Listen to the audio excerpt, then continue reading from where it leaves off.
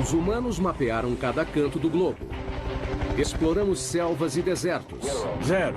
Estudamos o espaço, mas avançamos apenas 11 quilômetros abaixo da superfície da Terra. Apenas 1/500 do caminho até o núcleo. Agora, estamos prestes a ir mais fundo. Faremos uma viagem ao coração do planeta em busca da última fronteira, onde árvores abrem caminho pelas rochas à procura de água, onde formas estranhas de vida habitam lugares mortos. Arranha-céus são construídos sobre areia, minas são do tamanho de cidades e forças enormes continuam a moldar a Terra. Vamos nos unir a cientistas, engenheiros e aventureiros, enquanto investigam, exploram e desafiam os mistérios subterrâneos. Em uma viagem ao centro da Terra. Chegar ao centro da Terra exige uma viagem de 6.400 quilômetros por 3 camadas subterrâneas distintas. A primeira é a crosta terrestre, uma camada superficial frágil com apenas 32 quilômetros de profundidade. Imagine a Terra sendo um ovo cozido. Na verdade, proporcionalmente, os continentes são 3 vezes mais finos que a casca do ovo e a crosta oceânica é quase 10 vezes mais fina. A crosta guarda muita coisa dentro dessa profundidade relativamente rasa. Sobrepõe-se zonas de carvão, água, sal, ouro, prata, petróleo. O mais interessante para nós que vivemos na superfície da Terra é que ou plantamos algo ou extraímos. Então, grande parte do nosso mundo vem do subsolo de diversas formas. Abaixo da crosta fica uma camada mais grossa, o manto, com 2.900 quilômetros de rocha derretida em movimento. Sob o planeta, há uma região extremamente agitada de rocha derretida, com pressão e temperatura alta. A mais de 3.780 graus Celsius, o manto está em agitação constante, rachando a crosta acima em grandes placas chamadas tectônicas. Essas placas agem moldando a Terra como em nenhum outro planeta. As placas que se movem centímetros por ano podem se juntar ou se separar com resultados incríveis. Temos vulcões em erupção na superfície, terremotos, e ainda conseguimos sobreviver nesse equilíbrio delicado. Por incrível que pareça, vulcões são fonte de riqueza e fertilidade. São os vulcões que trazem nutrientes e materiais para a superfície da Terra. E é por isso que temos os solos férteis. É de onde vêm os recursos minerais e é como se formam. 2.900 quilômetros abaixo, no núcleo externo, o ferro derretido guarda a chave para a nossa sobrevivência. Um campo magnético para o planeta que nos protege da radiação solar. Precisamos do campo magnético terrestre por causa da força intensa do nosso Sol. Por fim, alcançamos o núcleo interno, o ambiente natural mais mortal da Terra. E quando chega ao centro da Terra, a pressão é 3.600.000 vezes maior que a da superfície. É o suficiente para pegar essa rocha de granito e diminuir seu volume pela metade. Nossa incrível viagem começa a poucos centímetros abaixo de nós. Se retirarmos a camada superior da Terra, encontraremos um mundo de insetos. Nenhum tão difundido quanto o da formiga. Esse ninho deve ser bem grande. Formigas construíram incontáveis ninhos sob a superfície de todos os continentes, exceto na Antártica. Dá pra ver formigas saindo por cima. Parece que algumas delas carregam larvas. Formigas existem há 120 milhões de anos. São anteriores a dinossauros como o tiranossauro. Dividiram a Terra com estegossauros e tricerátops. São 140 mil formigas para cada humano. Eu não conheço outro inseto social que seja tão difundido. É uma sociedade que se estende por trechos imensos do ambiente terrestre. Formigas são rápidas. A velocidade delas é equivalente a um humano correndo a 65 km por hora. E são fortes. Podem levantar até 20 vezes o próprio peso, como um homem adulto levantando um carro. Mas o que mais fazem é construir ninhos. Surpreendentemente, uma tarefa crucial para os humanos. Os ninhos ajudam o ar e a água a penetrar no solo, mantendo-o fresco e fértil.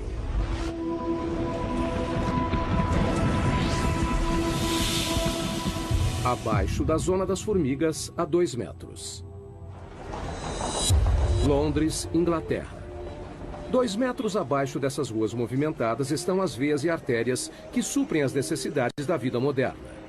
45 mil quilômetros de rede de gás. 31 mil quilômetros de cabos elétricos. 64 mil quilômetros de encanamento. E o descanso final para milhões de pessoas. A 7 palmos é uma frase comum para morto e enterrado. Mas onde surgiu? A história teve início em Londres em 1665. A cidade sofreu uma epidemia de peste negra. No seu auge, o número de mortos chegou a mais de 7 mil por semana. O prefeito de Londres tentou impedir a propagação da infecção e ordenou que as sepulturas das vítimas da peste tivessem pelo menos 7 palmos de profundidade. Acreditava-se que os mortos poderiam infectar as pessoas saudáveis. Então, enterrar os corpos a 2 metros parecia fundo bastante para conter a doença. Mais tarde, as pessoas descobriram que a peste era transmitida através das pulgas e ratos pretos. No final, o surto de 1665 causou cerca de 72 mil mortes. 1 em cada 6 moradores de Londres. A cidade foi poupada apenas no ano seguinte, quando o grande incêndio de Londres acabou com todos os ratos. Mas a tradição da profundidade da sepultura foi espalhada pelo mundo.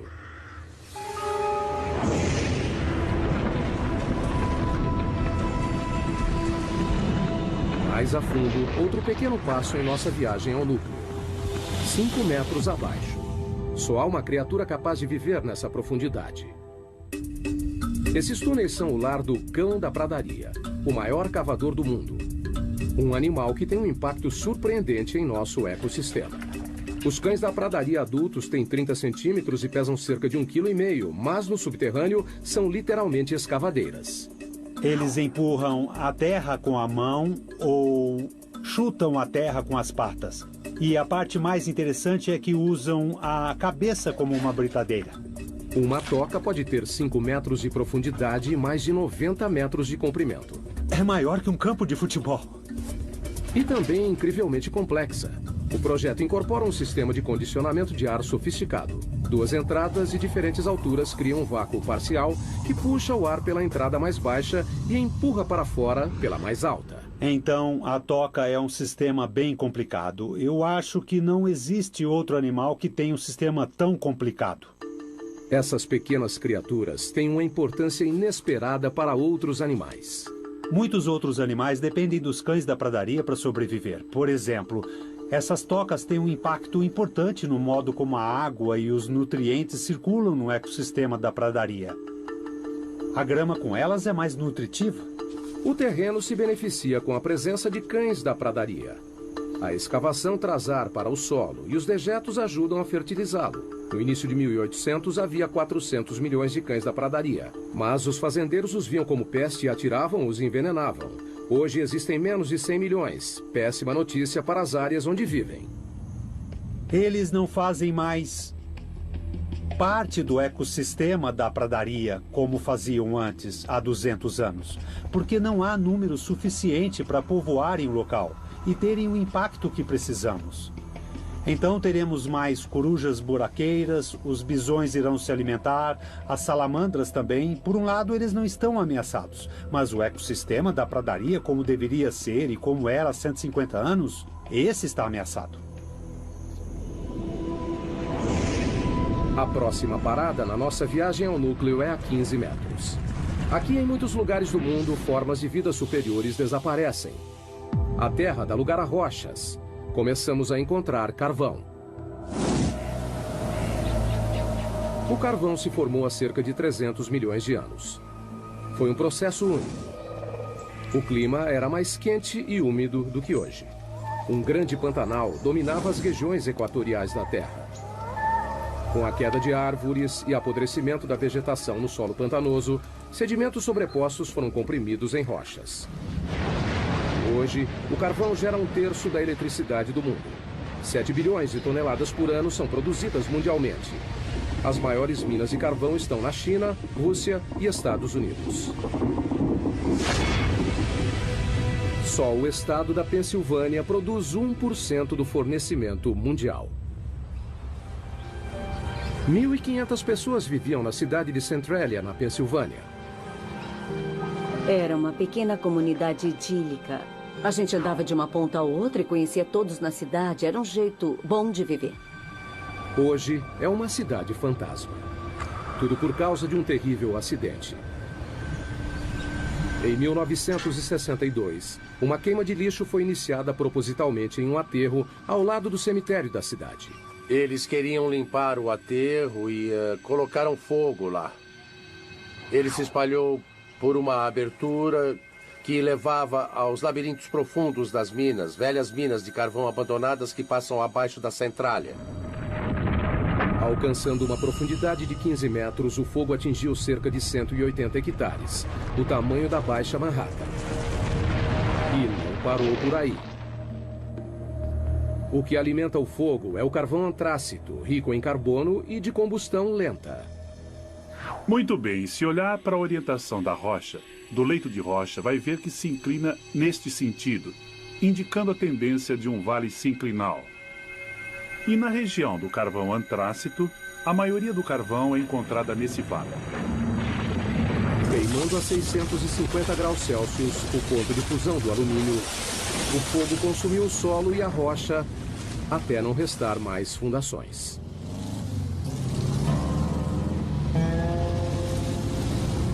Hoje, o que era a Avenida Locust, a principal rua de Centralia, virou o trecho de uma estrada rural. É difícil imaginar que aqui era o centro da cidade. Temos aqui uma fotografia de como era a Centralia desse ponto, onde nós estamos agora. Era aqui que John Coddington tinha um posto de gasolina e, olhando ali na frente, aquela árvore morta é a mesma árvore dessa foto. E as ruas eram lotadas de casas, era, sabe, uma do lado da outra. E agora não existem mais, todas estão... a natureza está reivindicando o lugar e não sobrou muito do que a cidade costumava ser. Essa casa, na Avenida Locust, do outro lado do posto de gasolina, pertencia a Bob Gadinsky. Em 1977 era uma única casa que minha esposa e eu adorávamos demais. Ficava em uma comunidade que era extremamente unida. Mas como pode ver hoje, não há nada além do mato que cresceu. Com o passar dos anos, o fogo ficou mais forte, mais ousado, chamuscando a paisagem, carbonizando as árvores, tudo do subsolo.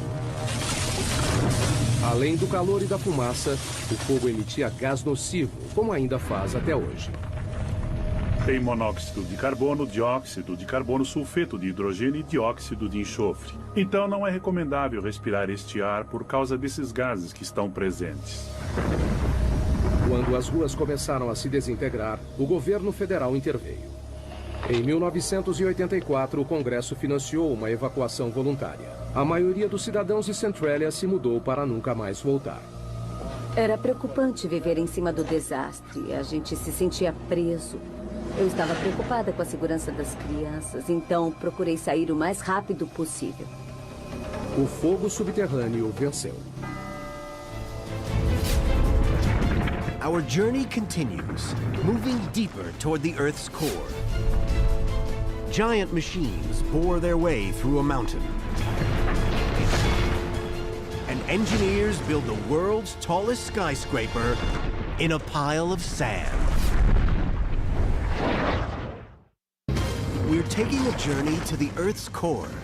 Along the way, we'll encounter amazing animals, breathtaking feats of human endeavor, incredible engineering, and awesome natural wonders. De 15 para 150 metros subterrâneos. Agora a Terra já deu lugar ao leito de rocha.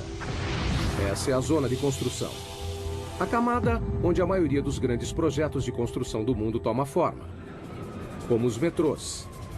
Existem 52 sistemas ferroviários subterrâneos no mundo. O mais extenso fica em Xangai, na China, com 420 quilômetros de trilhos, 55 quilômetros a mais que o de Nova York. Mas o túnel de metrô mais profundo é o de São Petersburgo, na Rússia, a 104 metros, quase à altura da Estátua da Liberdade. Antigamente os túneis eram cavados assim, ou assim. Agora eles usam isso. A tuneladora, também conhecida como tatuzão. A tuneladora foi usada pela primeira vez em 1956 para cavar o túnel de esgoto do rio Humber, em Toronto. A máquina tem 120 metros de comprimento. A cabeça de corte tem 15 metros de diâmetro e gira 3 vezes por minuto para escavar a rocha. Um feixe de laser a mantém no caminho. Conforme as tuneladoras avançam, anéis de aço e lajes de concreto são instalados. Como uma fábrica móvel, ela corta a rocha à frente e deixa um túnel finalizado para trás.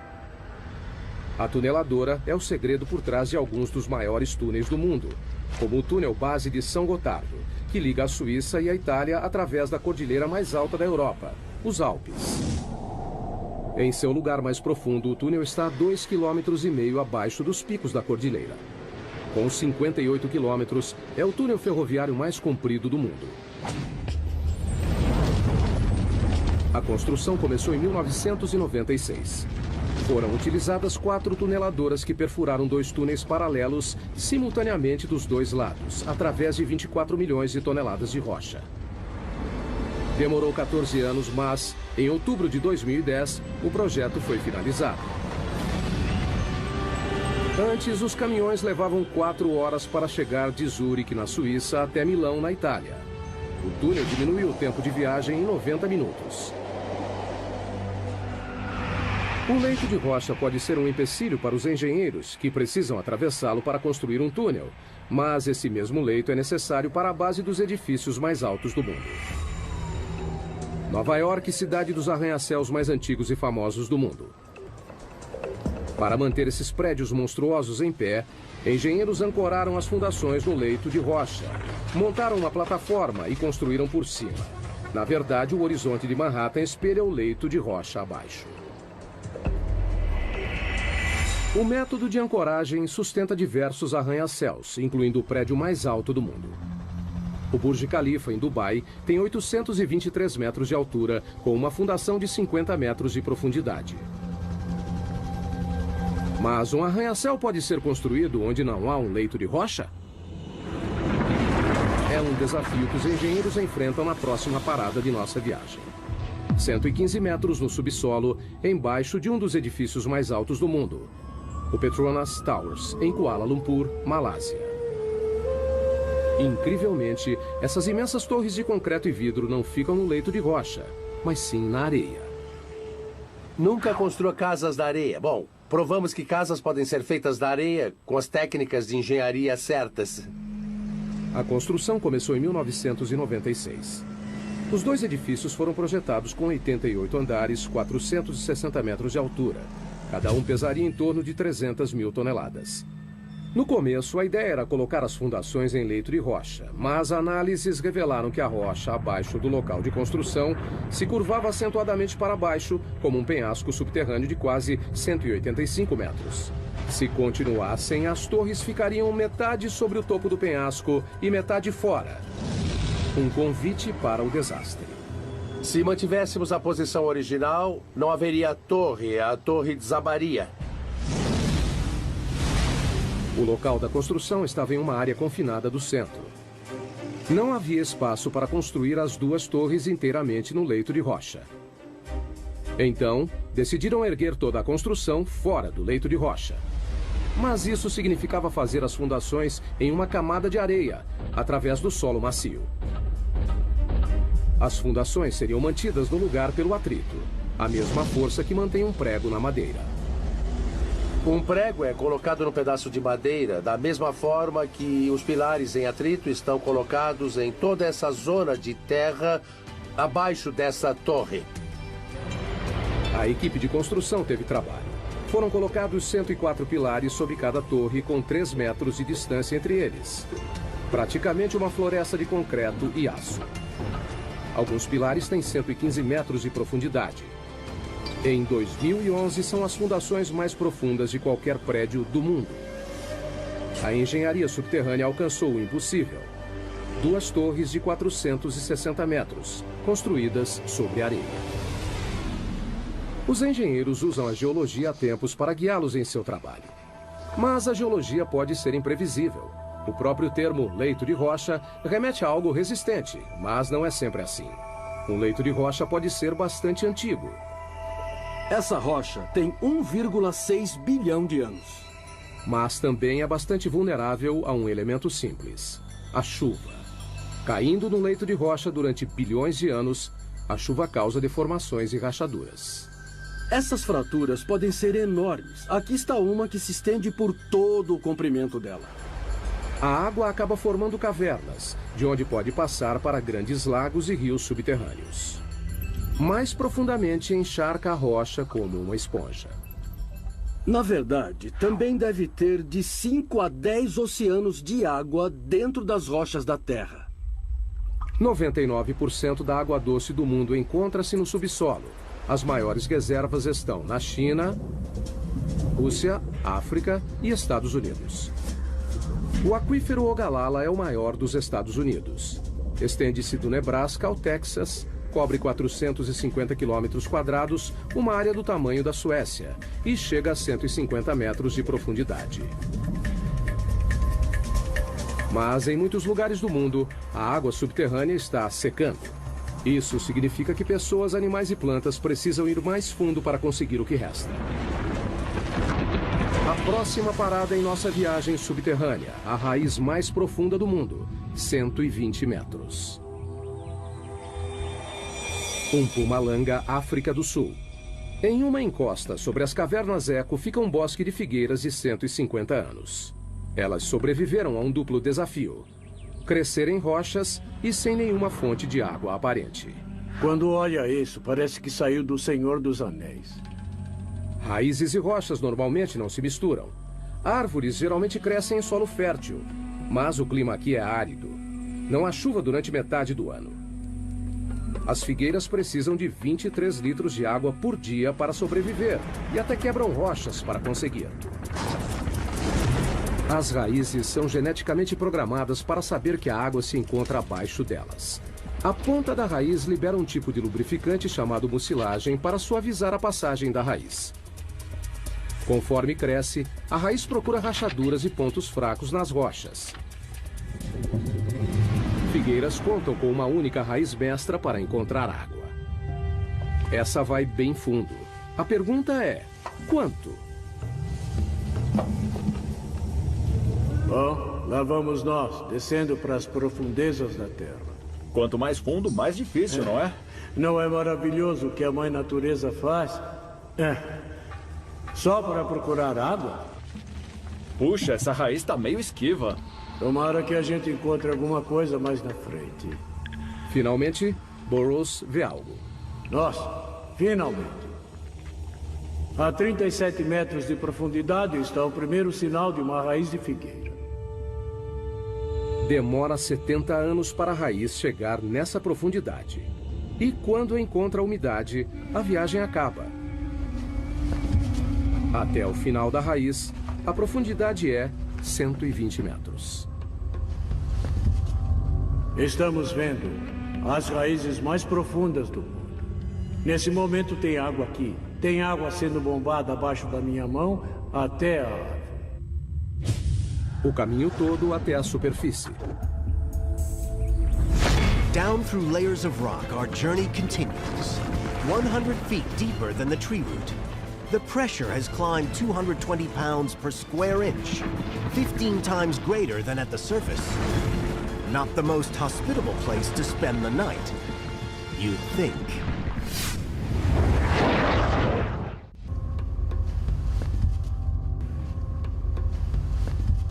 Depois dos mamíferos subterrâneos, túneis artificiais e da raiz mais profunda, entramos na área dos minerais. As rochas são feitas de minerais. A humanidade extrai as riquezas minerais da Terra há mais de 40 mil anos. Mas o que fazer com uma mina que atingiu o fim da vida útil? Algo bem inesperado. É o que a próxima parada dessa viagem revela. Sala, Suécia. 150 metros de profundidade. Desde 2006, uma antiga mina de prata é o local da suíte de hotel mais procurada do mundo. Apesar de decorada com prata e com uma sala de jantar exclusiva, o banheiro mais próximo fica na superfície. E a temperatura ambiente é de 4 graus. A mina de prata, que hoje abriga um quarto, foi fechada em 1908. Durante 400 anos, os mineiros cavaram 40 mil toneladas de rocha, principalmente com as mãos. No século XVI, essa era a mina mais importante da Suécia. Hoje, o legado dos mineiros é visto nos túneis e cavernas que se estendem na escuridão por 20 quilômetros. O grande interesse turístico pela mina deu a ideia da suíte de hotel. As pessoas vêm aqui só para ter uma ideia do passado. A prata existe há 4,6 bilhões, desde a origem do sistema solar. Foi formada a partir de partículas minerais lançadas no espaço pela explosão de estrelas. Capturadas no turbilhão de poeira dos planetas embrionários. Fundidas em pepitas puras pelo calor e água do subsolo. Hoje, a prata é extraída na Austrália, China, Europa e nas Américas, somando 20 mil toneladas por ano. Em Sala, a água que ajudava a criar a prata da mina ainda está lá. Metade da mina é cheia de água. Enquanto a mina funcionava, bombas levavam a água para ser filtrada. Mas isso acabou. Essa mina inundada contém cerca de 5 milhões de litros, o suficiente para encher 25 mil banheiras.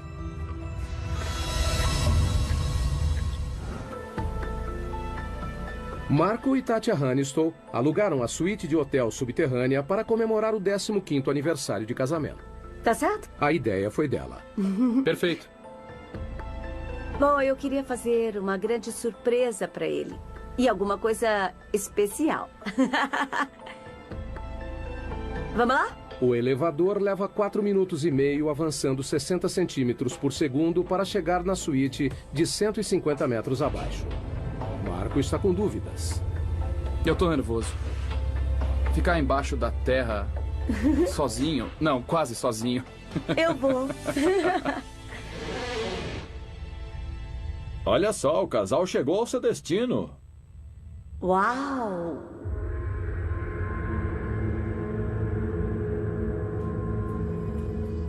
Ai, isso é maravilhoso. Quando o casal senta para jantar, Marco ainda está um pouco apreensivo. Maravilha, agora só tenho que ter coragem para dormir. Mas no fim ele consegue passar a noite. Uma noite inesquecível. A água subterrânea é o maior agente para mudanças no subsolo. Ela não só reage quimicamente com os minerais para criar metais como a prata, mas também pode literalmente derreter a rocha. Cidade da Guatemala 2010. Um estrondo repentino, queda de alvenaria. Quando a poeira baixou, a única coisa que restou foi um buraco enorme. Com 30 metros de profundidade e 20 metros de largura, um quarteirão inteiro desapareceu. A cidade da Guatemala é construída sobre calcário poroso. O fluxo de água subterrâneo dissolveu a rocha, deixando somente uma camada superficial frágil, que poderia ceder a qualquer momento. Inacreditavelmente, o desabamento tirou apenas uma vida. Mas já é o segundo grande buraco na cidade em 3 anos. As dolinas, como são chamados, são assustadoras e às vezes mortais, mas alguns podem fornecer muitos dados científicos. A próxima parada em nossa viagem subterrânea também é na América Latina, a 335 metros. Zacatón, México. Nessa dolina cheia de água não há espaço para a vida. Abaixo da superfície plácida não há ar. Mas uma forma de vida cresce aqui, micróbios. E eles são bem estranhos. Todas as bactérias e formas de vida precisam sobreviver num ambiente anaeróbico, o que acaba levando a formas de vida incomuns. Em 2006, a NASA enviou uma equipe para estudar os micróbios de Zacatón. O primeiro passo foi descobrir o formato do interior da dolina. Não sabíamos o tamanho e nem a profundidade. Era tudo uma grande incógnita. Então trouxeram uma nova tecnologia, Um robô em formato de ovo projetado para ir aonde outras sondas não conseguiam. Eles o apelidaram de Depth X. Ele tem propulsores em todas as direções, então pode ir para todos os lados, consegue girar e fazer qualquer movimento necessário para encontrar o caminho num ambiente tridimensional. O Depth X tem 2 metros de largura e 1,5 de altura, quase do tamanho de um quadriciclo. O que o torna especial é que não usa controle remoto, ele se dirige sozinho. Assim que some da superfície, fica completamente por conta própria. E nesse período, então, ele precisa tomar as decisões sozinho. Para enxergar, o robô depende do sonar, uma tecnologia desenvolvida no início do século XX para emitir ondas sonoras potentes pelas paredes e o chão da dolina. Como um morcego voando em uma caverna escura, o robô cria um mapa em 3D, atualizado e contínuo em sua memória. A habilidade do Depth X em pensar por conta própria foi algo pioneiro na engenharia robótica. Para poder mapear, para coletar uma amostra ou voltar para a superfície, são escolhas que dependem somente dele. Depois de 50 mergulhos, o Depth X conhecia cada centímetro do lugar. As pessoas se perdem em grutas e não sabem se estão na segunda ou terceira interseção. Um robô como o Depth X faz um bom trabalho para distinguir dessas situações confusas e, em alguns casos, faz melhor que as pessoas. Em pouco tempo, os segredos de Zakaton foram desvendados. Sabemos que é quente. Talvez existam aquíferos termais alimentando Zakaton. Mas a maior surpresa foi a descoberta de mais de 100 tipos de bactérias, incluindo 6 novas espécies de micróbios chamados de arqueia, que têm um estilo de vida estranho, à custa de enxofre. Uma das árqueas tinha enxofre dentro do organismo, então estava metabolizando o enxofre, o enxofre da água e usando como fonte de energia. A descoberta confirma que a vida não precisa das mesmas condições da Terra para se desenvolver. Um dia, um descendente do Depth X pode acabar fazendo uma viagem pelo espaço. Veremos esses exploradores avançando, indo para lugares que as pessoas não podem ir. Em lugares como a Lua de Júpiter, Europa, na busca por uma forma de vida similar em outro mundo.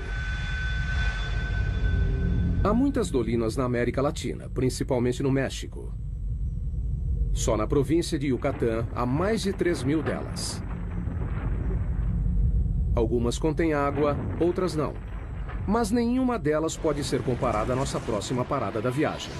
O poço vertical mais profundo do mundo, a Caverna das Andorinhas.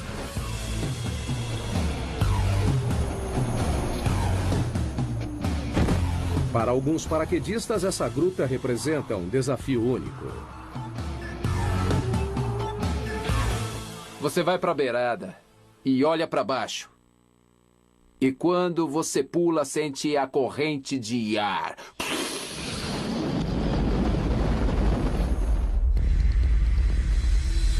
430 metros de profundidade.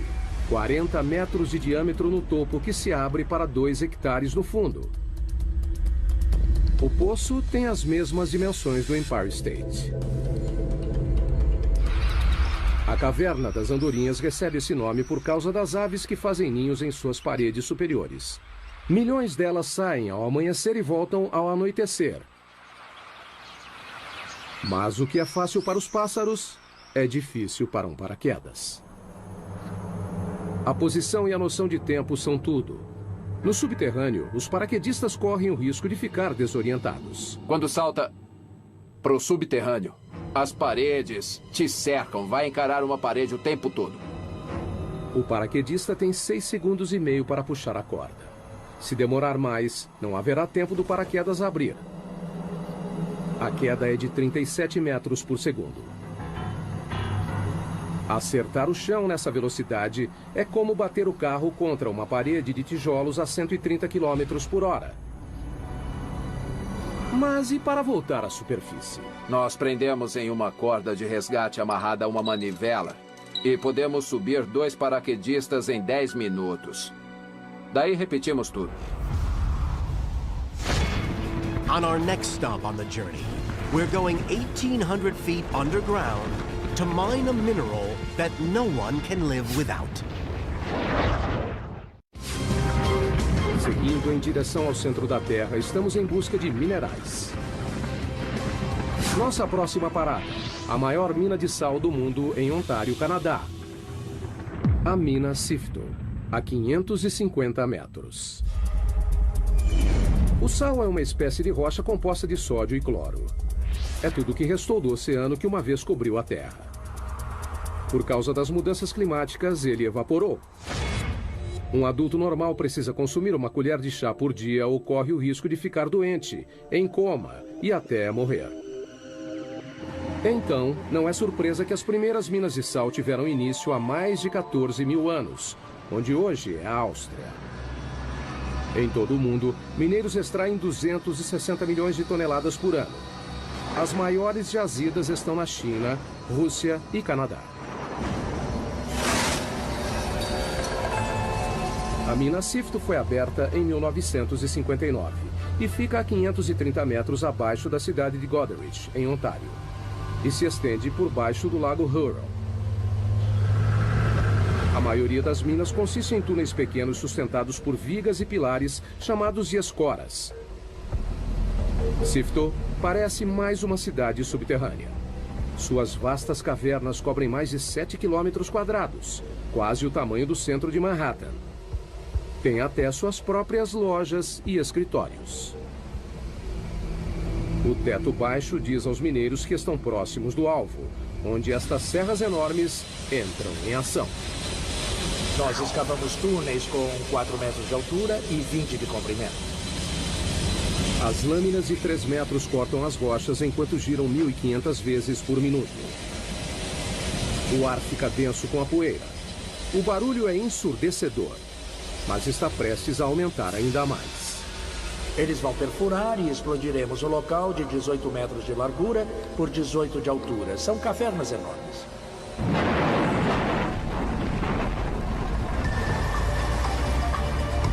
Caminhões gigantes levam as rochas cortadas de volta para a mina e colocam nas mandíbulas de um triturador faminto. Os caminhões descarregam 10 vezes por hora, o tempo todo, 7 dias por semana. Nos 4 minutos em que esse monstro é carregado, lascas de 250 quilos são reduzidas a pedras menores. Esteiras levam o sal para o silo regulador. É um tanque enorme que coloca o sal dentro dos baldes que sobem e descem e mandamos o sal para cima. Mas esse grande silo é uma vantagem enorme para nós. Com o silo regulador, todo o processo pode ser feito no subterrâneo. Estamos falando de uma taxa de 24 a 26 mil toneladas içadas por dia e temos capacidade para mais que isso. Todo dia, essa mina produz sal suficiente para metade da população mundial. E a Sifto acredita que pode manter a produção por mais 250 anos.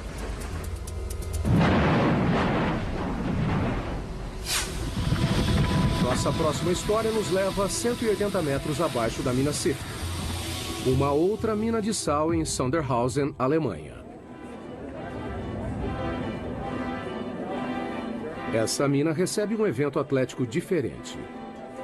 A maratona mais profunda do mundo. Corrida subterrânea. Esse pessoal é louco. Correr uma maratona subterrânea é uma experiência muito diferente de correr na superfície. A gente não se sente livre. Na floresta sente o vento e todo o resto, mas no subterrâneo não. As condições são extremas. Veja a temperatura, por exemplo. A cada 18 metros abaixo da crosta, a temperatura aumenta meio grau. O motivo disso vem de 4,6 bilhões de anos, a origem da Terra. A mistura de gases e partículas em espiral que formaram o planeta incluía poeira cósmica radioativa. Depois de comprimida em rocha, sua energia radioativa foi liberada na forma de calor, que continua até hoje. Trabalhar nessas condições pode ser difícil. Correr pode ser ainda mais complicado. A uma profundidade de 730 metros, os corredores subterrâneos lidam com um calor de 27 graus. É muito quente. Parece um inferno. 40% de umidade. O ar não é muito bom. Aqui embaixo, acho que esse é o pior problema. E um percurso difícil. A corrida é executada em um circuito desigual que sobe e desce 215 metros em cada volta. Quando leva um tombo aqui, pode se machucar muito feio. Em uma maratona normal, os pés ficam 0,2 de segundo no chão. Com a fadiga, ficam mais tempo no chão. Na mina, quanto maior o contato, maior o risco. Tá vendo isso aqui? É escorregadio. Precisamos de tênis com uma boa sola, como essa que é grande, mas eu acho que podia ser maior. Eu acho que travas seria muito bom. Ter cravos. Ou cravos. Embaixo. Inevitavelmente, o terreno traiçoeiro faz uma vítima. Quebrou? Não dá pra saber. Por que maratonistas correriam em condições tão perigosas é um mistério. Mas se perguntar para eles, dirão a mesma coisa. É emoção, é a corrida mais difícil do mundo. Eu acho que quem pode dizer que correu uma maratona 600 metros abaixo da terra? Depois de passar metade do dia no subterrâneo, os maratonistas estão livres para voltar à superfície. A temperatura quente, o ar seco e as duras condições foram temporários. Mas para 33 mineiros chilenos em 2010, sair não foi tão fácil. O teto do túnel desabou e os prendeu a 730 metros, a mesma profundidade da maratona. Os mineiros suportaram um calor de 27 graus, o ar denso com pó de rocha, escuridão e isolamento. Eles nem tinham certeza de que sairiam de lá. A entrada do resgate teve que ser aberta através de uma rocha vulcânica chamada basalto, famosa por deslizamentos repentinos. Temendo provocar um novo desabamento, equipes de todo o mundo usaram tecnologia moderna para cavar a entrada do resgate. Foi um processo lento. Depois de 69 dias, todos os 33 mineiros foram resgatados. Foi um dos maiores resgates de minas de todos os tempos. Heading down, half a mile, 3/4. We're now beyond the 1 mile mark. Buried under 6,800 feet of solid granite, this underground lab is hunting one of the smallest objects in the universe. Moving down, 1 mile under the Earth, we've seen world-beating feats of engineering, space-age robots, the minerals we need every day, and an underground marathon. Estamos nos aproximando do local mais profundo em que um humano já esteve. Esse é o laboratório científico mais profundo do mundo. É bem movimentado aqui. O Observatório de Neutrinos de Sudbury, ou Snow Lab, está a 2 quilômetros abaixo do centro de Ontário. 2 experimentos estão em andamento. Um deles está na fase final de comissionamento. 3 experimentos grandes estão em construção. Os cientistas estão à procura de algo que só pode ser visto a 2 quilômetros abaixo da superfície. Partículas minúsculas de matéria cósmica, chamadas neutrinos. Tão pequenas que 200 cetilhões deles caberiam em um grão de areia. São 200 com 24 zeros. Não é uma surpresa que os neutrinos sejam fracos. Elas são partículas incrivelmente leves e, normalmente, passariam pela Terra completamente despercebidas. Cientistas descobriram os neutrinos em 1956. Estão em todo lugar do universo. Para detectar algo tão pequeno, precisa filtrar e excluir os raios gama, os raios X e a radiação ultravioleta que constantemente bombardeiam a Terra do espaço. Queremos provar que não é uma radiação convencional que de algum modo interfere e imita os sinais esperados. Então precisamos de muita proteção. Por isso, o laboratório é tão profundo. Esses raios cósmicos tornariam a medição sensível do neutrino algo impossível. Os 2 quilômetros de rocha no laboratório Sudbury reduzem esses raios cósmicos a um fator de 10 milhões. Encontrar algo tão pequeno quanto o neutrino requer equipamentos grandes. Se você procura uma partícula, precisa aumentar suas chances de vê-la. Cobrindo uma área de 7.250 metros quadrados, tão grande quanto 6 piscinas olímpicas, as câmaras e túneis interligados do laboratório parecem mais uma estação espacial ou uma base lunar do que um laboratório subterrâneo. O laboratório levou 18 anos para ser construído e custou cerca de 70 milhões de dólares. Neutrinos deixam um pequeno traço de luz quando atravessam certas substâncias. Essa caverna já abrigou 60 mil toneladas de rocha.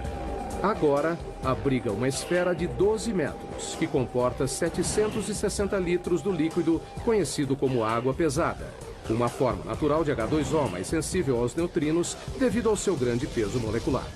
O neutrino causa uma reação que gera luz, que reage com os detectores de foto. Então, dá para descobrir sua energia, direção e por aí vai.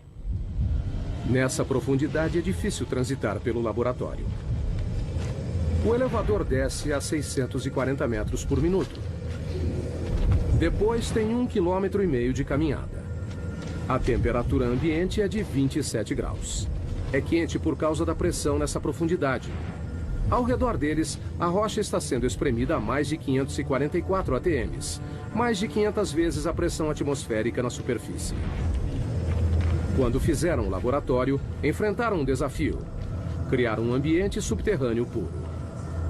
Mantemos as fontes de poeira e contaminação no mínimo absoluto graças ao esforço constante na limpeza. Na entrada, eles passam por um processo rigoroso de descontaminação para remover poeira, que pode arruinar os experimentos delicados. Isso envolve tirar tudo que vestiu na mina, tomar um banho completo e colocar roupas limpas que nunca foi usada fora da mina. Além da poeira, as pessoas espalham detritos próprios continuamente. 600 mil partículas da pele por hora. Uma centena de fios de cabelo por dia. E qualquer uma das opções pode comprometer o trabalho no laboratório. Uma vez dentro, os cientistas enfrentam mais triagem e limpeza.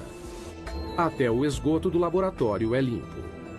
Tratamos todos os resíduos do nosso próprio lavatório e água suja que vem dos chuveiros e da lavanderia. Bactérias especiais reduzem os resíduos organicamente e sem exalar cheiro ruim. E gostamos de pensar que temos a descarga de banheiro mais profunda do mundo. Um conforto que os exploradores subterrâneos no próximo nível da nossa viagem ao centro da Terra com certeza iriam gostar. Dentro da mãe de todas as cavernas, a 2,5 km no subsolo. Esses exploradores poloneses esperam ir além do que qualquer outro explorador já foi. Eles treinam para uma descida na J2, que faz parte dos 2,5 km de profundidade do sistema de cavernas Chev, no México. O que nós procuramos é a caverna mais profunda do mundo. A erosão da água da chuva criou a J2. A descida envolve fissuras, desvios e câmaras alagadas. Passar por esse percurso subterrâneo não será fácil. Temos que continuamente treinar para conseguir isso. A descida de 2,5 km é tão profunda quanto a altura do Monte Santa Helena. Por isso, os exploradores precisam se equipar como montanhistas subterrâneos. Arnesses, cordas, grampos e capacetes. A caverna Kasprowy Nizhnia, na Polônia, tem condições similares à J2. Só não é tão profunda. O treinamento da descida começa. Conforme a equipe desce, a frequência cardíaca sobe para 140 batimentos por minuto. Os exploradores geralmente queimam 6.000 calorias por dia, quase o dobro do normal diário. A gente tem que trazer muito alimento para a caverna. Na expedição verdadeira, cada explorador carregará mais de 27 quilos de alimento para um acampamento até quase metade do caminho. Mesmo que seja cansativo carregar todo esse alimento para cá, porque estamos a pouco mais do que 1 quilômetro, é essencial, porque a gente precisa encher a barriga. Os exploradores adoram entrar no subterrâneo. Quanto menor e mais apertado, melhor. Para mim é como um parquinho. É brincar com os amigos. Mas a verdadeira J2 não é um jardim de infância. Ela contém passagens tão apertadas que até os exploradores mais experientes achariam assustadoras. Eu sou pequena, então não costumo me sair mal em lugares apertados, mas não entro em lugares muito apertados. Eu acho que odiaria isso. Para passar pelas fissuras, os exploradores precisam reunir toda a experiência e habilidade. Porque se você escorregar apenas 20 centímetros, você pode ficar preso em uma fissura. O que poderia ser fatal, já que o resgate não conseguiria chegar tão longe. A descida continua. Os exploradores seguem a viagem. Você desce, desce e desce cada vez mais e mais, e você não pode pensar em subir, só em descer cada vez mais. O maior desafio da J2 é a água. A gruta leva a uma série de câmaras alagadas chamadas fossas. São 3 dias rastejando, pulando, escalando e descendo para chegar nesta passagem alagada, cheia de água, onde você precisa usar o equipamento de mergulho e então o jogo começa. Se chover enquanto estiverem no subterrâneo, a equipe corre o risco de ficar presa. Na última expedição, a J2, 2 equipes ficaram presas nessa caverna.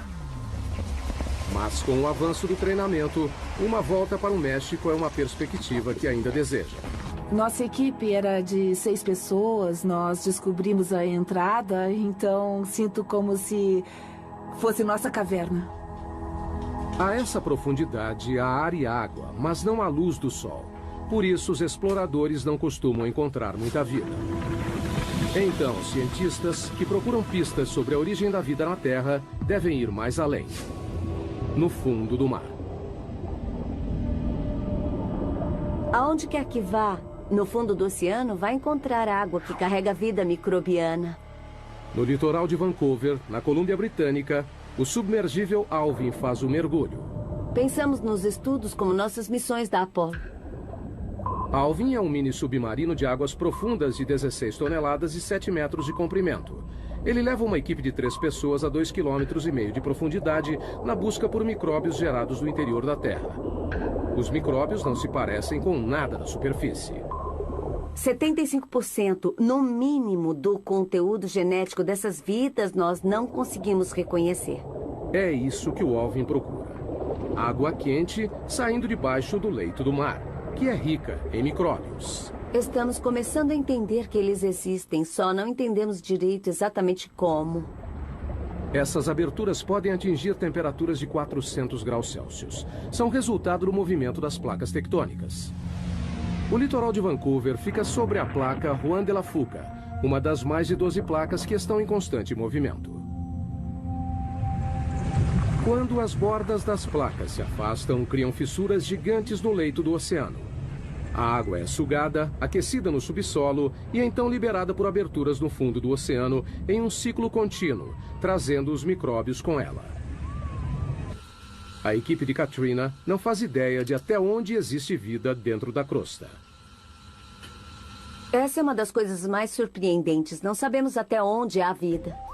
Para descobrir, estão instalando sensores conhecidos como rolhas, em uma área de 3.240 km² do leito do mar, 2 vezes maior que o tamanho da cidade de Los Angeles. As rolhas de 2,5 metros são equipadas com monitores de pressão e temperatura.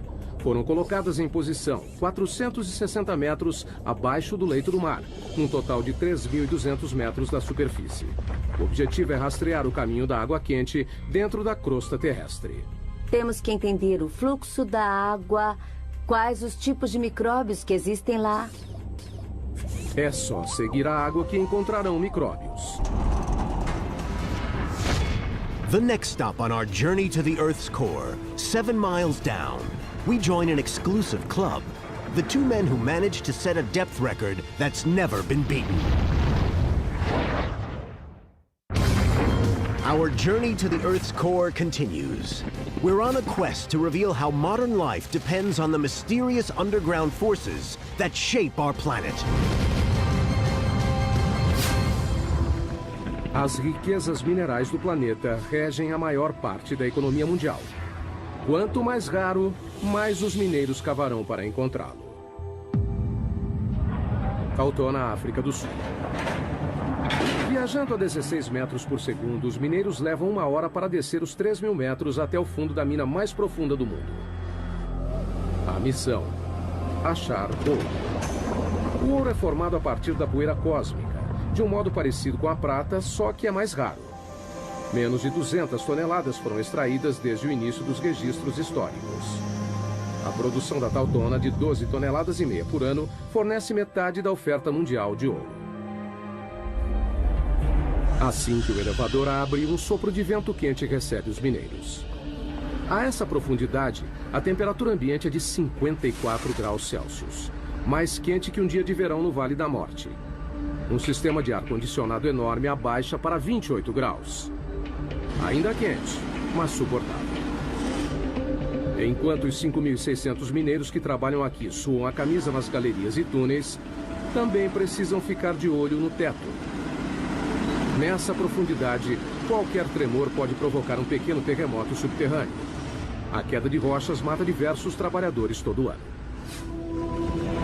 Na próxima parada da viagem ao centro da Terra, vamos 3 vezes mais fundo que os mineiros de Tautona, para o lugar mais profundo já alcançado por humanos. No Pacífico Ocidental, a 11 quilômetros subterrâneos, encontra-se a Depressão Challenger, uma fissura de 69 quilômetros de largura no leito do oceano que se estende por 2.530 quilômetros, a mesma distância de Nova York a San Antonio, no Texas. E o perigo aqui não é o calor ou os tremores de terra, é a pressão. Em 23 de janeiro de 1960, o oceanógrafo suíço Jean Piccard e o comandante da Marinha americana Don Walsh partiram em uma embarcação subaquática única para se tornarem os primeiros e até agora únicos humanos a verem o verdadeiro fundo do mar. Don Walsh revive a viagem histórica. Foi o único submersível que foi até a Depressão Challenger e por quase 50 anos ninguém mais voltou lá. E por uma boa razão. A pressão a 11 quilômetros de profundidade é esmagadora. 1.080 ATMs. Imagine o peso de 48 Boeing 747 em cima de um dedo. Para suportar esse peso incrível, Piccard projetou um submergível chamado Trieste. Com 15 metros de comprimento, 4 metros de diâmetro, ele pesava 51 toneladas, quase o tamanho de um caminhão de lixo médio carregado. Para a proteção, a equipe ficou em uma esfera de aço de 2 metros de diâmetro, de 16 toneladas. Não tinha espaço para as pernas. A gente tinha meio metro cúbico para 2 pessoas. É quase o tamanho de uma geladeira doméstica. O que, levando em conta a água a 1 grau Celsius negativo, não parecia tão ruim assim. A temperatura dentro do casco era aproximadamente a de uma geladeira também. Para flutuar, o Trieste foi suspenso por uma boia, um tipo de balão submarino. Mas ao contrário de balões que voam no céu, a equipe não conseguiu usar hélio. Então decidiram usar outra coisa. Todos sabemos que petróleo é mais leve que a água, então o Trieste usou gasolina. Foram necessários mais de 85 mil litros de gasolina para conseguirem flutuabilidade. O suficiente para encher 500 tanques de carro.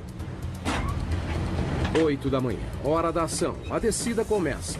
É um processo lento e cauteloso. O tamanho e o posicionamento das janelas da cabine do Trieste dificultam a visão. Esta é a janela de visão principal. É uma peça de acrílico de 18 centímetros de espessura. E tem uma portinhola do outro lado da esfera com uma janela menor. E tem uma janela no tubo de entrada. A 200 metros, o Trieste mergulhou na escuridão. Eles atingiram o limite de penetração da luz solar. Mas a 910 metros, a natureza trouxe ajuda. A única coisa que iluminava o abismo era a bioluminescência dos animais e plânctons. Como se fossem vagalumes, eles carregavam a própria fonte de luz. Então parecia neve caindo de cabeça para baixo. Depois de mais de 1 hora, surgiu um problema. Houve um barulhão a 6 quilômetros. A 6 quilômetros submarinos, Walsh teve que verificar os equipamentos. Ouvimos o barulho, checamos todos os medidores internos e parecia tudo bem, então continuamos o mergulho. Mas então ele viu algo. Olhei pelo vidro da portinhola e vi uma rachadura assim na janela. A equipe estava a 1 passo da morte certa. Se o vidro interno tivesse rachado, teríamos morrido na hora, porque a pressão externa a 6.000 metros é de uns 680 ATMs. Então, teria sido imediato. Talvez nem notássemos. Mas a janela resistiu e eles decidiram soldá-la. Depois de quase 5 horas, o Trieste finalmente se aproximou do fundo. Walsh viu algo inacreditável. Um pouco antes de pousar, nós vimos um linguado. Animais vertebrados não deveriam viver nessa profundidade. Mas eles não tiveram a chance de investigar mais fundo. Assim que pousamos, uma nuvem enorme de sedimento subiu e só baixou depois de 20 minutos. A lama do fundo do mar os cegou. Foi como estar numa tigela de leite. Eles não tiveram escolha. A gente não via nada, não dava para tirar fotos e a lama não baixava. Decidimos voltar para a superfície. Para permitir que o Trieste fizesse a viagem de volta, Walsh controlou o peso soltando o lastro. A gente tinha 2 barris de lastro cheios de bola de aço e no fundo do barril tinha um eletroímã. Com o ímã acionado, as bolas ficaram no barril. Desligamos a força elétrica e elas desceram. Ao apertar um botão, o Trieste começou a voltar para a superfície. E entrou para a história. 11 quilômetros é o limite para a exploração humana. Atravessamos mais de 1/3 da crosta terrestre. Pessoas saem de cela, máquinas assumem. Todos os cientistas utilizam ferramentas para ajudá-los a explorar lugares que não podem ir. Telescópios, microscópios. Mas geólogos enfrentam um problema diferente. O engraçado é que eu não posso dizer o que existe a 30 centímetros abaixo do chão que pisamos, porque não consigo ver através da rocha. A solução parece óbvia. Perfurar a rocha e olhar. Mas é uma abordagem repleta de problemas. Península de Kola, noroeste da Rússia, 1989. Em um ponto castigado pelo vento, na fronteira com o Círculo Polar Ártico, cientistas embarcam em um plano ambicioso. Com despesas enormes, um buraco incrivelmente fundo foi perfurado para alcançar o limite entre a crosta terrestre e o manto. São 35 quilômetros subterrâneos. Para reduzir o atrito, usaram um método de perfuração novo. Ao invés de toda a cabeça de escavação, somente a broca foi inserida, bastante lubrificada com lama e óleo. A 6 quilômetros, a perfuração descobriu fósseis de plâncton de 18 milhões de anos em um estado de conservação impressionante. A 11 quilômetros, encontraram rocha de 4,4 bilhões de anos. Zircão, o mineral mais antigo do planeta.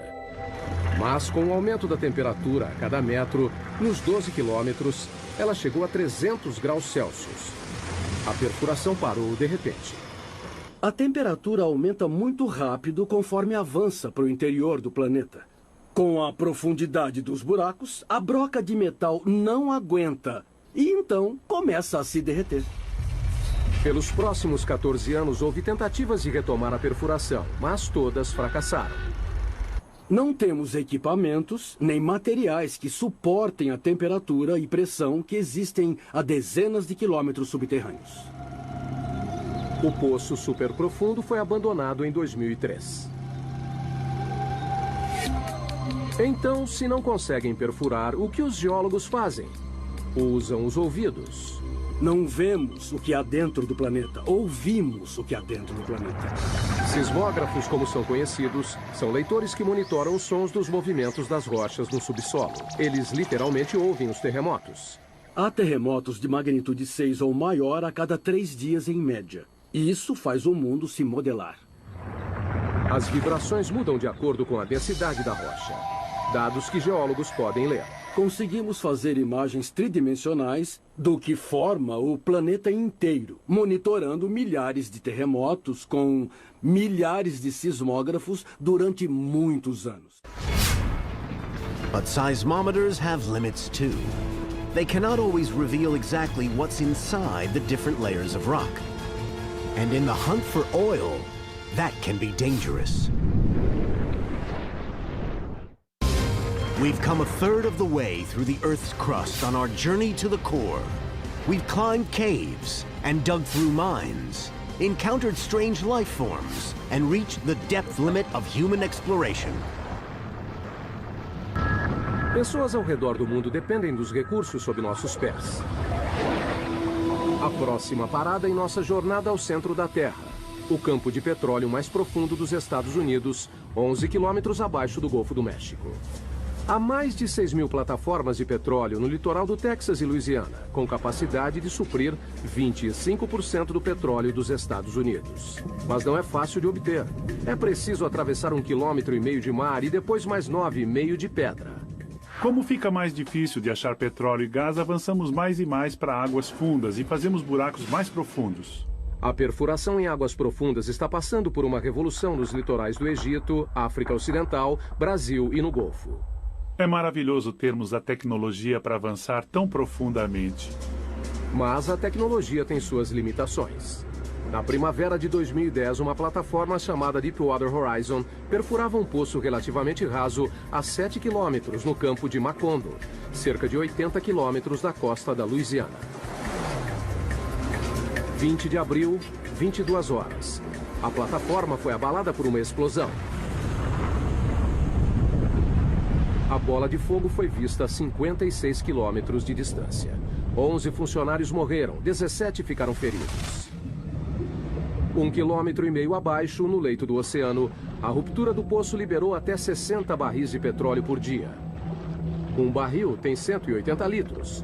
Foi como jogar 450 caminhões-tanque no mar. O vazamento totalizou quase 5 milhões de barris. Foi o pior desastre de petróleo nos Estados Unidos. Então, o que deu errado?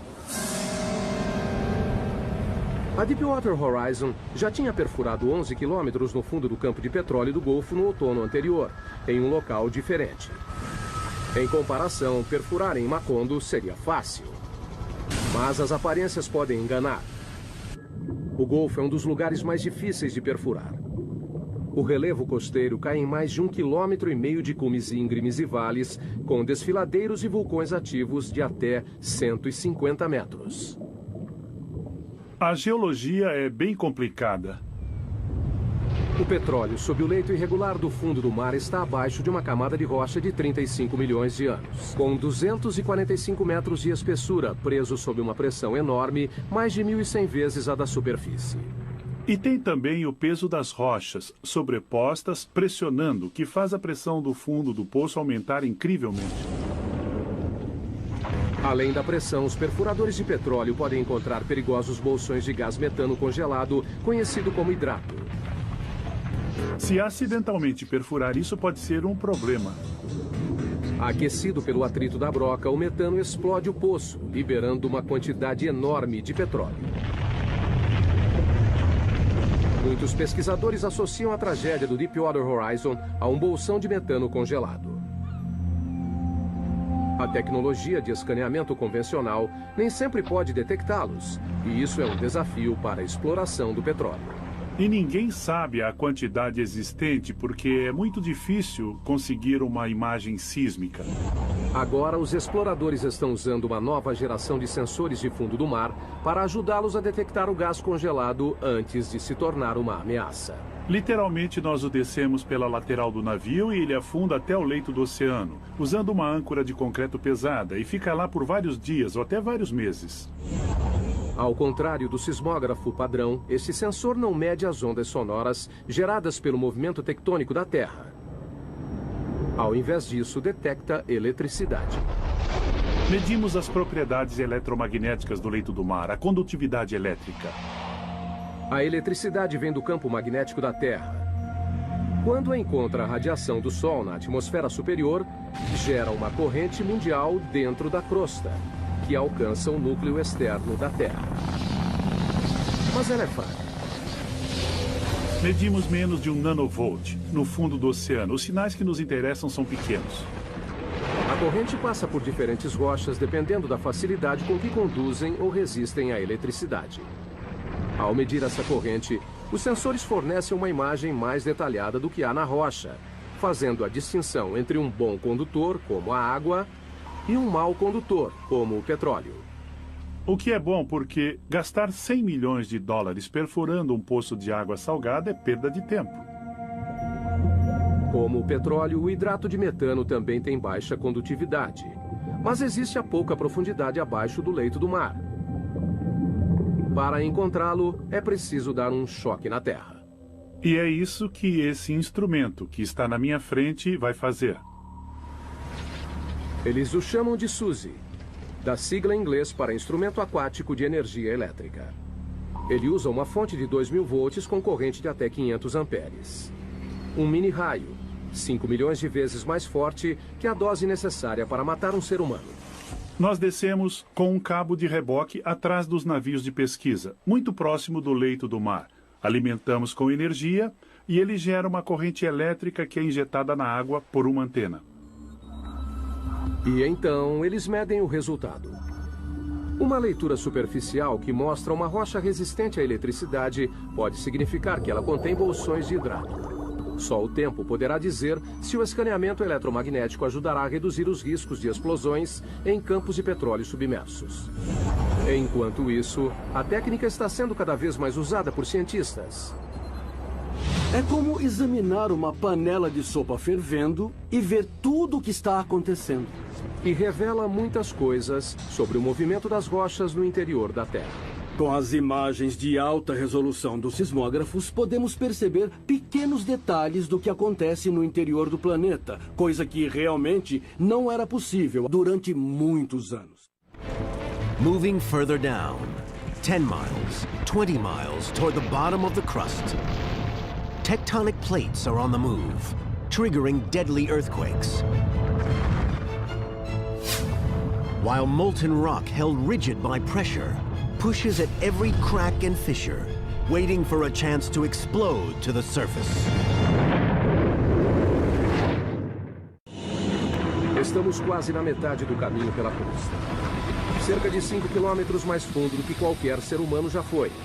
Não é um lugar muito agradável. Aqui a temperatura da rocha é de 480 graus, quente o bastante para derreter vidro. A pressão é de 1.500 ATMs. E estamos à procura de terremotos. Em todo o mundo, as placas tectônicas se chocam e se curvam contínua e lentamente. Uma média de 2,5 centímetros por ano, quase a velocidade do crescimento das unhas. Mas na superfície, esse movimento pode ter um impacto devastador. Janeiro de 2010, Porto Príncipe, Haiti. Um terremoto de magnitude 7 balançou a cidade. O choque principal durou apenas 10 segundos, mas os tremores continuaram por 2 semanas. Nessa parte. Aqui, ó. No final, 230 mil mortos. Quase 300 mil edifícios destruídos. E 2 milhões de desabrigados. Foi o 4º pior terremoto da história. Terremotos têm o potencial para ser o tipo de desastre natural que é o mais catastrófico. No Haiti, a linha de falha que causou essa devastação tinha apenas 64 quilômetros de comprimento e se moveu 2 metros. Ainda assim, os tremores desencadearam forças inimagináveis. Existe muita energia armazenada na Terra quando a onda vem até a superfície. O choque ondulou no solo como um cobertor, em ondas de até 4 metros de altura. Quando atingiu a superfície, a onda se concentrou, refletiu e então voltou. Portanto, a intensidade da onda nesse local deve ter sido o dobro. Esse é o Centro de Pesquisa em Terremotos da Universidade da Califórnia, em Berkeley. Aqui, cientistas trabalham destruindo coisas. Esses são alguns modelos de teste de colunas de canto e pode ver que estão bastante danificadas. Essas pilhas de entulho são restos de testes de laboratório. O fruto do trabalho científico para criar o edifício perfeito à prova de terremotos. Cientistas descobriram que se um terremoto acontece uma vez, ele se repetirá no mesmo local. Não é uma questão de ser, mas de quando. Simulação. Na Califórnia, infelizmente, temos terremotos com bastante frequência e por isso nós queremos estar preparados para o próximo. As opções são se mudar ou se proteger. Simulação. Nós temos que nos preparar para os terremotos com projetos melhores. Durante um terremoto, o movimento mais perigoso não é para cima e para baixo, mas de um lado para o outro. Aqui, ó. nessa parte. Este engenheiro trabalha em um projeto para deixar as paredes mais resistentes aos movimentos laterais mortais que derrubam edifícios. Criamos um tipo de conexão aqui, então ela faz a transferência da carga lateral. Esses painéis são ligados por chapas de aço que recebem a tensão. As placas podem quebrar sem que a parede desabe.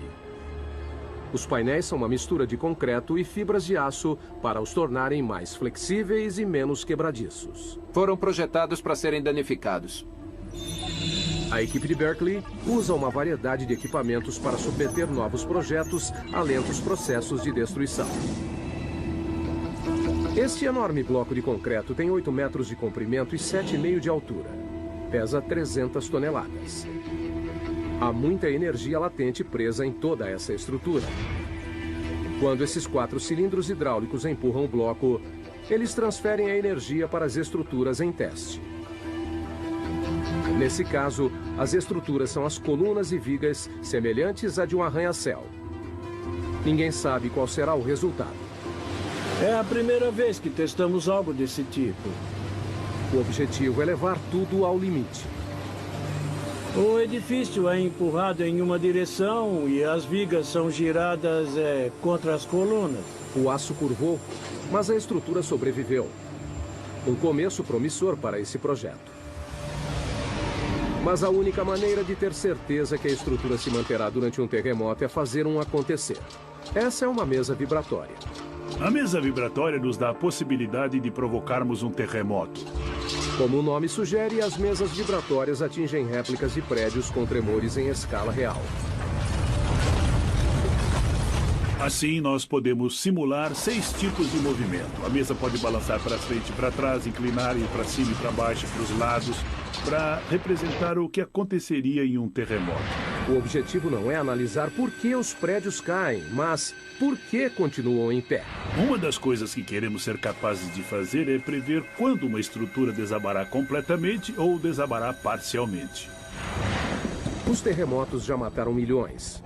Mas o movimento tectônico que os causam também faz parte do ciclo mundial, que é crucial para a saúde do planeta Terra. A vida humana não teria se desenvolvido sem as placas tectônicas. As placas tectônicas criam terras e sem elas, a superfície seria um imenso oceano. Nem existiriam animais terrestres. O ciclo da criação de terras praticamente deixa o planeta de cabeça para baixo. Isto é um homonoide, um fóssil do que viveu no fundo do leito do oceano. O que é notável nesta pedra é que apareceu na base do Monte Everest. E as forças envolvidas devem ter sido enormes e incríveis para trazer este pequeno homonoide do fundo do mar até um local bem alto do planeta.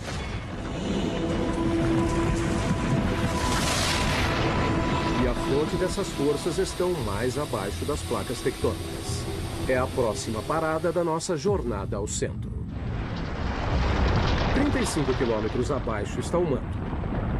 Uma vasta região com 2.900 quilômetros de profundidade que compreende 70% da massa do planeta. Aqui, a corrida para ver quem provoca mais mudanças nas rochas é entre a temperatura e a pressão. A 56 quilômetros, a pressão é 16.500 vezes maior que a da superfície. Mais do que um humano aguentaria. Essa câmara de alta pressão ilustra o impacto que isso teria no corpo humano desprotegido. Logo, ficaria impossível de respirar, com os pulmões contraídos e a implosão das costelas.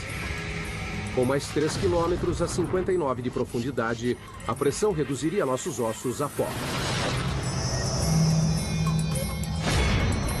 Mas a temperatura também sobe, graças à liberação de energia radioativa do manto.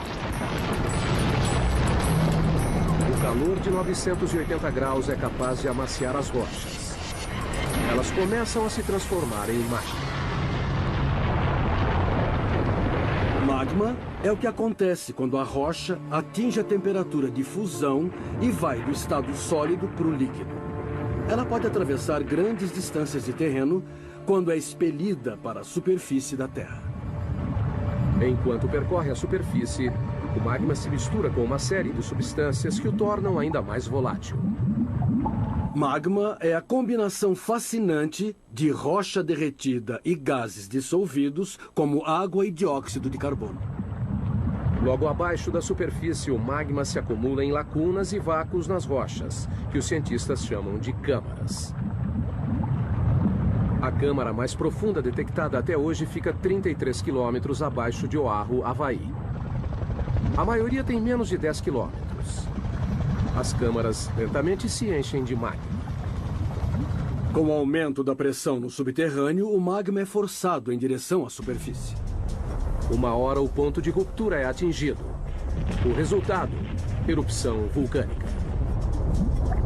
Uma das imagens mais poderosas do interior da Terra é dos poucos lugares onde o interior vem para a superfície, como no vulcão. 500 milhões de pessoas no mundo vivem bem perto de um vulcão. Uma única erupção pode ser catastrófica. Vulcões podem subir bem depressa e, em alguns casos, levaram dezenas de milhões de anos para serem criados. Acontecem sem aviso, chegam a 530 graus e é quase impossível de serem parados. Abril de 2010. O vulcão Eiffel entra em erupção na Islândia. Liberou 99 milhões de metros cúbicos de cinzas, o bastante para encher 40 mil piscinas olímpicas.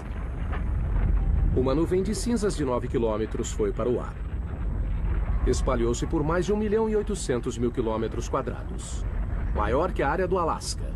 A erupção provocou uma paralisação de 6 dias dos aviões em todo o hemisfério norte e segurou mais de 1 milhão de passageiros por dia. Os serviços voltaram ao normal depois de um mês. We're moving deeper, 1,800 miles down through the mantle toward the boundary with the core. Conditions here would vaporize a human being instantly. Yet here lies the protector of all life on Earth, a mysterious magnetic field. And beyond that, the goal of our journey, the center of the Earth. Estamos chegando ao núcleo externo em nossa jornada ao centro da Terra. Uma zona de 2.100 quilômetros de ferro derretido, imprensada entre o manto e o núcleo interno sólido. Para chegar aqui, passamos por água e rocha. Combatemos temperatura e pressão. E revelamos os segredos subterrâneos que moldam nossas vidas. Mas um mistério permanece. O que faz a Terra ser magnética?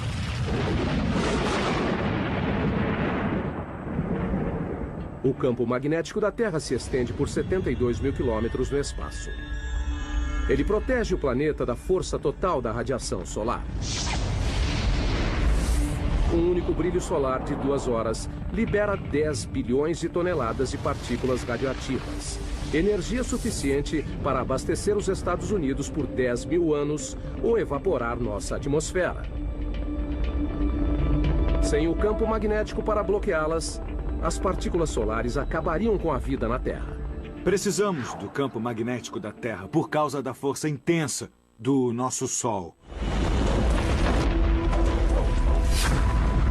O campo se origina do núcleo externo rico em ferro. A próxima parada da nossa jornada, 2.900 quilômetros subterrâneos. A temperatura aqui é de 4.420 graus. Quente o suficiente para vencer a rigidez e derreter o ferro. Quando o ferro se desloca, de alguma maneira, gera eletricidade. Cientistas a chamam de efeito dínamo. O efeito dínamo se refere à produção de campos magnéticos por movimento. Mas como a movimentação de ferro fundido abaixo da superfície gera um campo magnético, é um dos grandes mistérios da Terra. Não sabemos realmente como essa turbulência na movimentação de metal líquido dá origem ao dínamo. São apenas movimentos aleatórios. Essa esfera gigante pode fornecer respostas. É um modelo mecânico da Terra.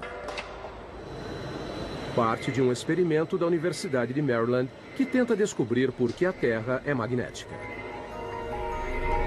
A esfera tem 9 metros de diâmetro, pesa 23 toneladas e tem rotação de até 130 quilômetros por hora. Nós tentamos conseguir a velocidade verdadeira e, assim, tentar imitar as condições de um planeta. O núcleo externo é feito principalmente do mesmo material da esfera: ferro, um bom condutor elétrico.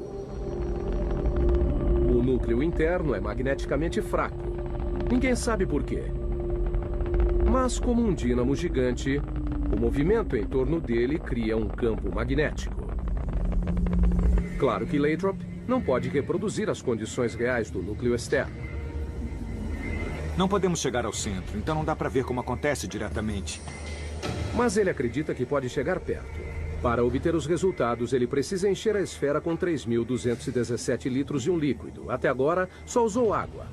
Mas planeja usar sódio líquido fervente. O sódio é inflamável. Temos que ser bem cuidadosos com os riscos de incêndio. Mas, além do ferro fundido, é o único material que pode fazer o trabalho.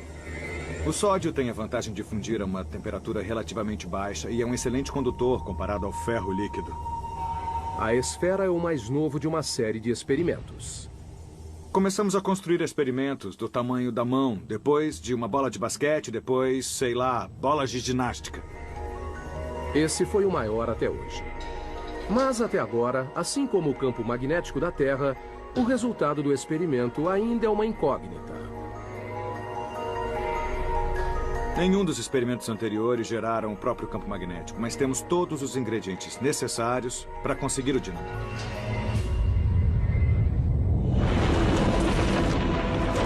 Quase 6.500 quilômetros subterrâneos, chegamos ao final da nossa jornada, o núcleo da Terra.